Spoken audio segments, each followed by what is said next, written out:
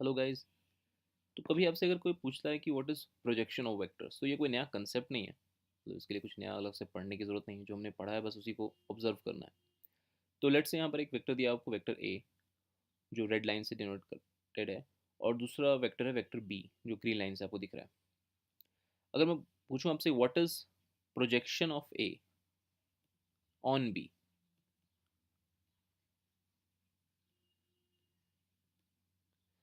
तो आप सिंपली क्या करो कि ए से, जहाँ पर ए एंड हो रहा है, वहाँ से एक परपेंडिकुलर ड्रॉप करो। ठीक है, परपेंडिकुलर आपने ड्रॉप किया, मान लीजिए ये पॉइंट सी पर मिल रहा है और ये पॉइंट ओ है। तो ये ओ टू सी का जो लेंथ है, this length from O to C, ये आपका टेक्निकली क्या है, ये आपका projection of A on B हो जाएगा। मतलब सिंपल टर्म में समझें तो परछाई ना, अगर ऊपर से हम देखें तो ए की परछाई क्या पड़ रही है बी के ऊपर, ओ टू सी लेंथ तक ही पड़ रही है सिर्फ। ठीक है, अगर हम ऊपर से देखेंगे सिर्फ, मतलब आपको टॉप व्यू इमेजिन कीजिए, सामने से देखिएगा तो आपको डिफरेंट दिखेगा, लेकिन ठीक अगर ऊपर से देखिएगा आपको, मतलब आपकी आंखों की आपकी आंखें जो हैं कुछ यहाँ पर हैं, लेट से यहाँ पर ऐसे। ठीक है, अगर आप ऊपर से देख रहे हैं तो आपको इस पॉइंट से, ये जो पीक पॉइंट है, ये पॉइंट को पी मान लें, तो इस पॉइंट से पहले आपको ये बी वेक्टर नहीं दिखेगा। उस पॉइंट से पहले आपको क्या दिखेगा, आपको जस्ट ए की परछाई दिखेगी, जो कि इस रीजन में होगी, ओ से सी तक के रीजन में। ठीक है, so that is only your projection of vector, मतलब सिंपल परछाई, ए की परछाई बी के ऊपर क्या पड़ रही है, that is projection of A on B. अब इसको निकालते कैसे हैं? एक तो सिंपल तरीका है कि अगर आपको मान लीजिए यहाँ पर एक एंगल दी हुई है, तो बस बेसिकली क्या करना है, ए का कॉस्ट कॉम्पोनेंट ही तो निकालना है। ठीक है, जस्ट ए का जो कॉस्ट कॉम्पोनेंट होगा वो क्या होगा, वो ओ टू सी होगा। ये हमने वेक्टर कॉम्पोनेंट निकालने के टाइम भी देखा था। तो बेसिकली ये ओ सी जो लेंथ होगा वो जस्ट क्या हो जाएगा, वो हो जाएगा simply A cos of theta. कोई नई चीज़ नहीं है। इसी चीज़ को अगर हम ऐसे भी सोच सकते हैं कि मान लीजिए आपको वेक्टर ए डॉट बी दिया हुआ है, तो उसमें क्या लिख सकते हैं, magnitude of A into magnitude of B into cos of theta. तो यानी कि वहाँ से हम प्रोजेक्शन को क्या लिख सकते हैं कि projection equals to basically what, magnitude of A into cos theta. अभी हमने ये देखा कि जस्ट ओ सी लेंथ कितना है, ए कॉस थीटा। तो यहाँ पर ए कॉस थीटा क्या हो जाएगा, वो हो जाएगा A dot B divide by, इसी इक्वेशन से मैग्नीट्यूड ऑफ बी नीचे चला जाएगा, तो मैग्नीट्यूड ऑफ बी। तो ये एक सिंपल तरीका है कि कभी भी अगर आपको सीधा प्रोजेक्शन पूछ रहा है और आपको मान लीजिए डॉट प्रोडक्ट दिया हुआ है, ए डॉट बी आपको मालूम है, तो just projection of A on B, ये basically projection of A on B है, वो हो जाएगा just A dot B divide by magnitude of B. Simple, बस इसी रिलेशन से जस्ट ए कॉस थीटा को हमने एक तरफ किया, ए डॉट बी इधर, मैग्नीट्यूड ऑफ बी इधर चला गया नीचे डिनोमिनेटर में। उसी लॉजिक से अगर आपसे पूछता है कि प्रोजेक्शन ऑफ बी ऑन ए, वो क्या हो जाएगा, वो हो जाएगा अगेन ए डॉट बी, हम ए डॉट बी लिखें या बी डॉट ए एक ही बात है, तो A dot B divide by magnitude of A. Simple. तो ऐसे भी अगर आप कभी अगर अगर आपको एंगल दी हुई होगी तो just A cos theta, A का कंपोनेंट अलोंग बी लाइन, वो हो जाएगा projection of A on B, यानी कि ओ सी लेंथ। या फिर अगर आपको वेक्टर्स अलग अलग दिए हुए होंगे कंपोनेंट फॉर्म में, तो पहले हम दोनों वेक्टर का डॉट प्रोडक्ट डिवाइड बाई जिसके ऊपर प्रोजेक्शन निकालना है उसके मैग्नीट्यूड से डिवाइड कर देंगे। नई चीज़ को याद नहीं रखनी, बस आपको डॉट प्रोडक्ट दिमाग में है, A dot B is equal to magnitude of A into magnitude of B into cos theta. Just A cos theta आप देख लीजिए वो क्या होना है, A dot B divide by magnitude of B, as simple as that. ठीक है, इस पर तुरंत एक सिंपल सा क्वेश्चन कर लेते हैं, आपको क्लियरली दिखाई देगा कि कैसे अप्लाई करना है। अगर आपसे पूछा जा रहा है कि what is projection of vector 2i plus 3j plus 2k।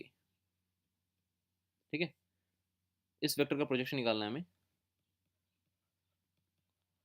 Projection of A vector this on vector B which is i minus 2j plus 3k। ठीक है, तो हमको इन दोनों वेक्टर्स का प्रोजेक्शन निकालना है, तो projection of A on B निकालना है। तो हम सिंपली क्या करें, जो हमने भी सीखा है, ए डॉट बी निकालते हैं पहले, ए डॉट बी तो बहुत आसानी से निकल जाएगा। कैसे करेंगे? कोफिशेंट सीधा 2i और i, यानी कि 2 इंटू 1 2, 3j माइनस 2j, तो क्या माइनस ऑफ 6 प्लस 2 इंटू 3, ये क्या हो जाएगा प्लस 6, यानी कि क्या बचा सिर्फ 2। फिर हम निकाल लें मैग्नीट्यूड ऑफ बी। तो मैग्नीट्यूड ऑफ बी क्या है? अंडर रूट आई का कोफिशेंट 1 माइनस 2 की जगह पर क्या हो जाएगा 4 प्लस 3 का स्क्वायर 9, तो ये क्या हो गया आपका अंडर रूट 14। तो प्रोजेक्शन ऑफ ए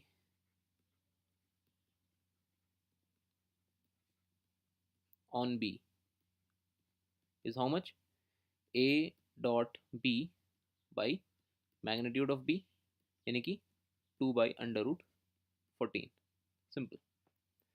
यहीं पर अगर आपसे मान लीजिए पूछ सकता है कि what is projection of B on A, ना ठीक उल्टा, कि बी की परछाई ए पर क्या पड़ेगी, है ना, तो वो भी कैसे निकल जाएंगे। उसके लिए जस्ट हम पहले मैग्नीट्यूड ऑफ ए भी निकाल लें। तो मैग्नीट्यूड ऑफ ए क्या हो जाएगा? अंडर रूट 2 स्क्वायर 4, 3 स्क्वायर 9, फिर अगेन 2 स्क्वायर 4, ठीक है। अंडर रूट क्या हो गया 17 हो गया। तो प्रोजेक्शन ऑफ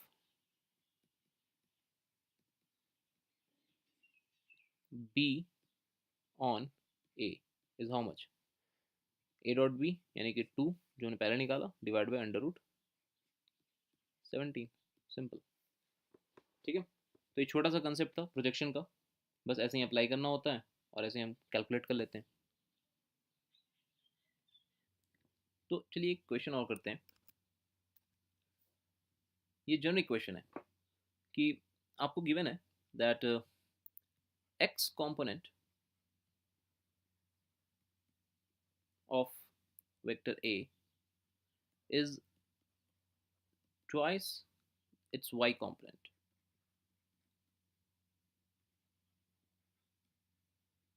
तो ये एक पीस ऑफ इंफॉर्मेशन है।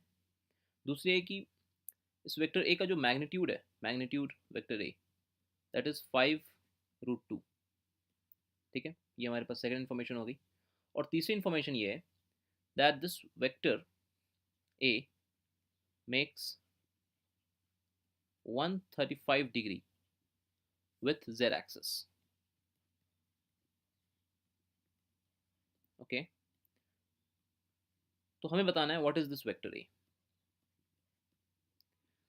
ये 135 डिग्री देख करके आपको कुछ कोसाइन एंगल याद आ रहा है? हमने प्रीवियस 2-3 लेक्चर पहले हमने सीखा है।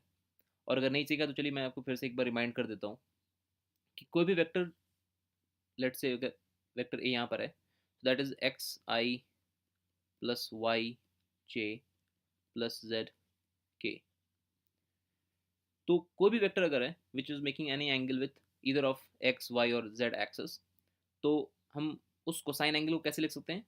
हम लिख सकते हैं कि कॉस ऑफ, लेट से यहाँ पर अगर 135 डिग्री है जो कि जेड एक्सिस के साथ वो बना रहा है, तो cos 135 is basically what is just Z by magnitude of A, ठीक है। तो ये कॉस एंगल्स होते हैं। तो अगर वो 135 डिग्री यहाँ पर जेड एक्सिस का बना रहा है, तो जो जेड का coefficient divide by magnitude of A. अब आते हैं इस गिवन क्वेश्चन में। इस गिवन क्वेश्चन के अकॉर्डिंग हमें क्या कहा जा रहा है कि X component of A is twice its Y component. तो हम वेक्टर ए को क्या लिख सकते हैं? हम इसको लिख सकते हैं कुछ, मान लीजिए एक्स कॉम्पोनेंट को हम कह सकते हैं 2x और वाई को हम जस्ट कह सकते हैं x। तो इससे हमारा वेरिएबल कम हो गया ना, और z तो ठीक है, z गिवन है, तो एटलीस्ट अब दो वेरिएबल बन गया ना। तो यहाँ पे से क्लियर दिख रहा है कि X component of A is twice its Y component, यानी मैग्नीट्यूड वाइज अगर वाई एक्स है तो एक्स का जो कोफिशिएंट है वो 2x है। सेकंड इन्फॉर्मेशन हमारे पास क्या थी कि मैग्नीट्यूड ऑफ ए इज 5√2। तो मैग्नीट्यूड ऑफ ए क्या हो जाएगा? That will be under root 2x के लिए का स्क्वायर यानी 4x square plus X square plus Z square, that will be written as 5√2।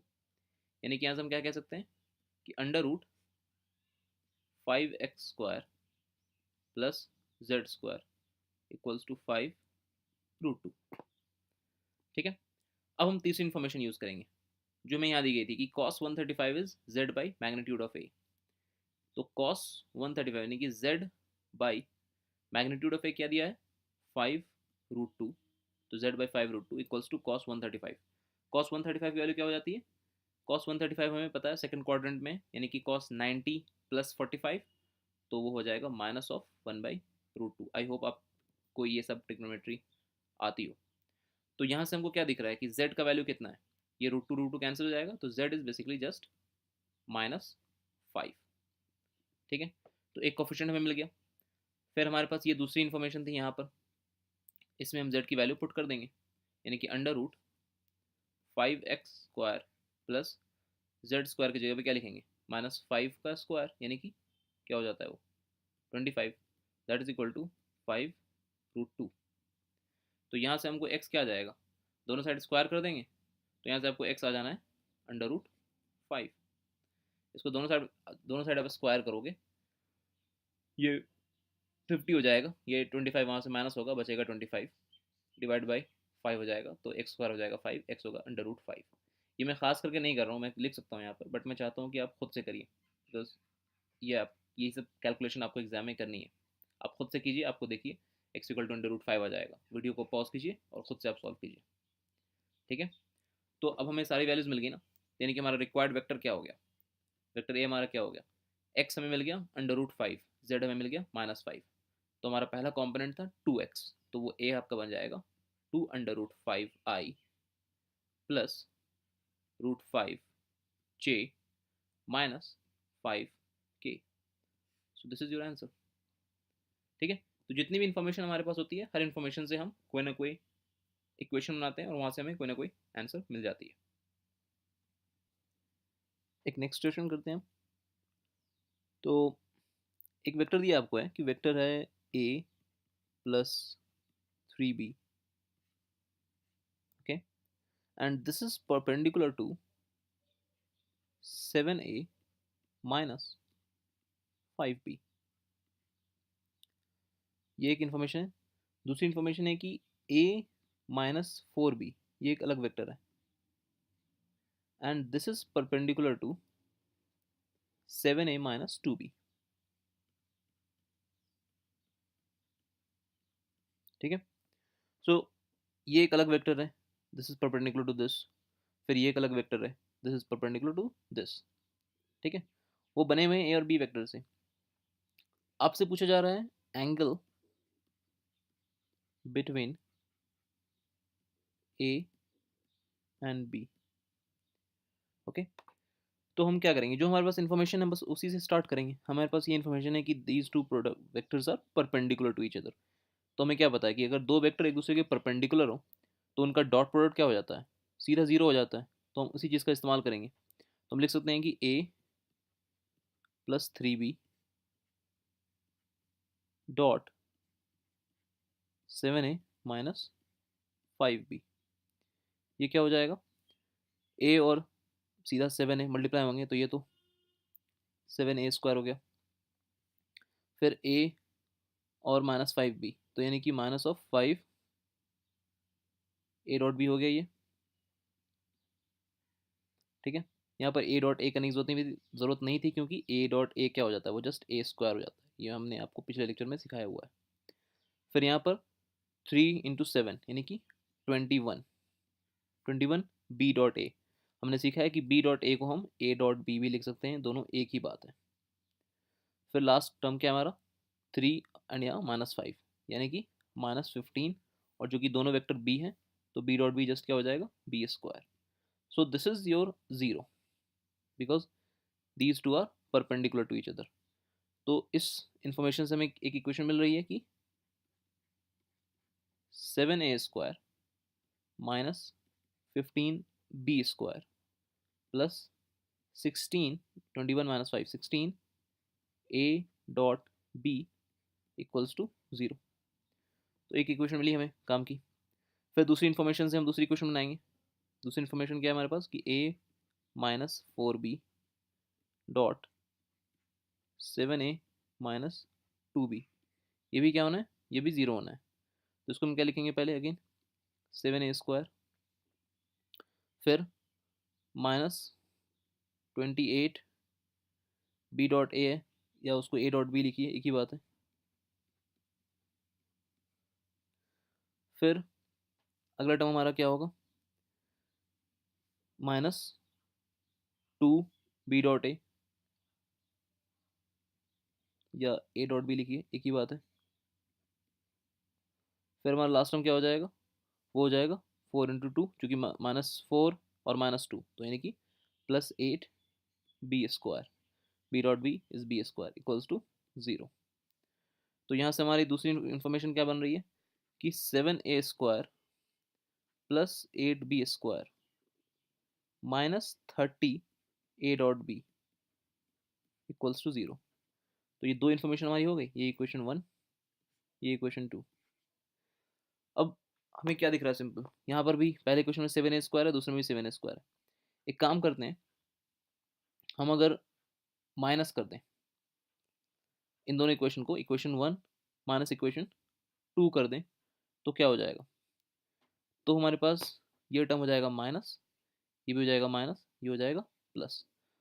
तो हमारे पास a² का टर्म तो कैंसिल हो गया, -15b² -8b² क्या होगा, वो हो जाएगा -23b² +30a.b +16a.b, ये क्या हो जाएगा, ये हो जाएगा +46a.b इक्वल्स टू 0। तो यहाँ से एक काम की इन्फॉर्मेशन में क्या दिख रही है कि a.b इक्वल्स टू -23b² को इक्वल टू साइन की दूसरी साइड लेकर आएंगे, तो ये हो जाएगा 23b² और 46 डिनोमिनेटर में चला जाएगा, तो ये 23/46b² हो जाएगा। तो यहाँ से हमें क्या दिख रहा है, ये हो गया आपका b²/2।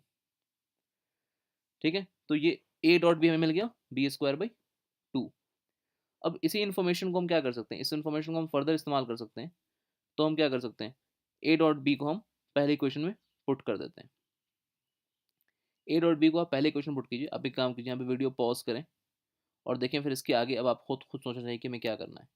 a.b को हम पहले इन्फॉर्मेशन में पहले इक्वेशन में पुट कर देते हैं।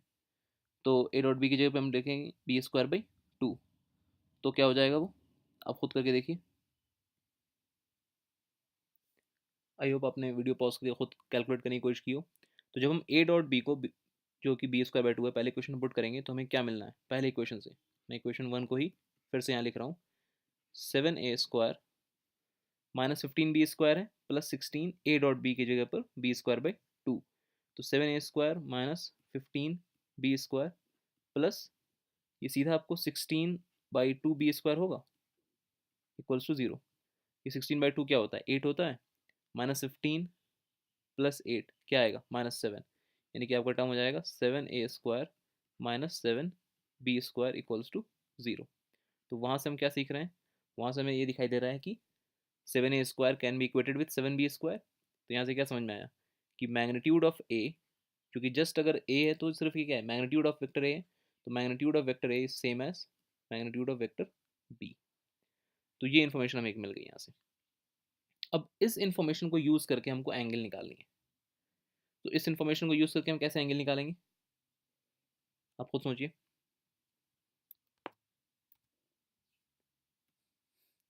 कि magnitude of A is same as magnitude of B, हमको ए और बी के बीच में एंगल निकालना है। हम क्या लिख सकते हैं कि a.b equals to magnitude of A into magnitude of B into cos of theta. जब भी एंगल निकालना है डॉट प्रोडक्ट का इस्तेमाल करते हैं। और हमने अभी जस्ट इन्फॉर्मेशन क्या निकाली थी कि a.b हमारा कितना है, a.b इज b²/2, ये इन्फॉर्मेशन ली थी हमने। तो a.b की जगह पर हम b²/2 पुट कर देंगे। तो अगेन ए को हम क्या लिख सकते हैं, मैग्नीट्यूड ऑफ ए और मैग्नीट्यूड ऑफ बी सेम है, तो ए को हम बी लिख सकते हैं। तो ये b इंटू दिस b का मैग्नीट्यूड क्या हो जाएगा, just b² into cos theta पहले से। तो यहाँ से क्या दिख रहा है आपको कि cos of theta is just half. इसका मतलब कि थीटा कितना हो गया, थीटा हो गया 60 डिग्री। ये हो गया आपका पूरा सोल्यूशन। तो सवाल में हमें नहीं पता था स्टार्ट करने के टाइम कि क्या एग्जैक्टली करना है, लेकिन जस्ट हम फॉलो करते गए, जो हमारे पास इन्फॉर्मेशन थी अपने आप आपको एक रिजल्ट दिखाई दिया। ध्यान रखिए अक्सर की एंगल निकालने के लिए ये जो डॉट प्रोडक्ट कंसेप्ट होता है ना, वो अक्सर इस्तेमाल होता है। ठीक है, नेक्स्ट लेक्चर में हम और न्यूमेरिकल करेंगे। Bye bye.